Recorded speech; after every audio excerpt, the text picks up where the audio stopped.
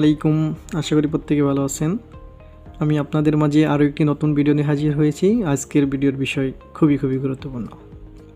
আজকে আমরা কিছু বিগত সালে কোশ্চেন নিয়ে কথা বলবো, যেগুলো BCS সহ বিভিন্ন পরীক্ষায় আসছিল। আর ভগ্নাংশ থেকে আপনারা জানেন যে কোনো পরীক্ষায় একটা করে কোশ্চেন থাকবেই। আজকে আমরা ভগ্নাংশের ছোটো বড় পাঠটা শিখব একটি টেকনিকের মাধ্যমে, যা দ্বারা 5 সেকেন্ডের মধ্যে উত্তর করা সম্ভব হবে ইনশাআল্লাহ। তো দেখেন কোনটি সবচেয়ে ছোট। এটা 31 নম্বর BCS পরীক্ষা আসছিল। আমরা এখন দেখব এই যে ভগ্নাংশগুলো দেওয়া আছে এর মধ্যে সবচেয়ে ছোট ভগ্নাংশ কোনটা। আমরা যদি ম্যানুয়াল করতে চাই তাহলে প্রত্যেকটাকে ভাগ করতে হবে। এই 2-11 দিয়ে ভাগ করতে হবে, 3-11 দিয়ে ভাগ করতে হবে। এইভাবে করলে অনেক সময়ের প্রয়োজন হয়।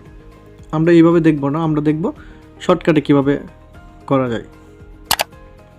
প্রথমেতে এই দুটা নিব, ক এবং খ, এদের আড়াআড়ি গুণ করব। আড়াআড়ি গুণ করে লবে যেটা ছোট হবে সেটার মান ছোট, লব যার ছোট হবে তার মান ছোট। খুব ভালো করে মনে রাখেন, লবে আমরা আড়াআড়ি গুণ করে লবে নিয়ে যাব গুণফলটা।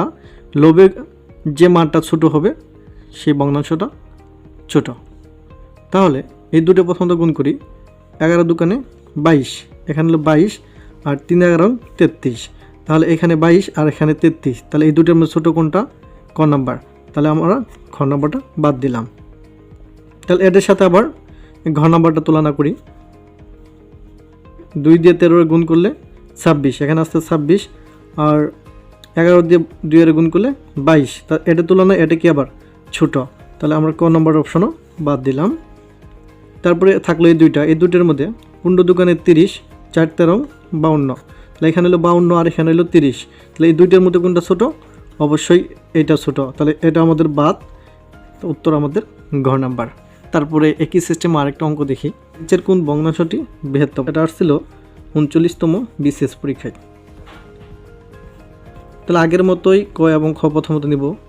3-8 24, এখানে 24 আর 5-5 25। এটা আমাদের চাইছে বৃহত্তম, তার মানে যে ভগ্নাংশটা লব গুণ করে যার লব বেশি হবে সেটা আমাদের বড়।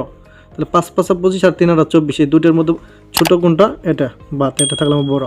তাহলে খর সাথে আমরা ঘ তুলনা করব।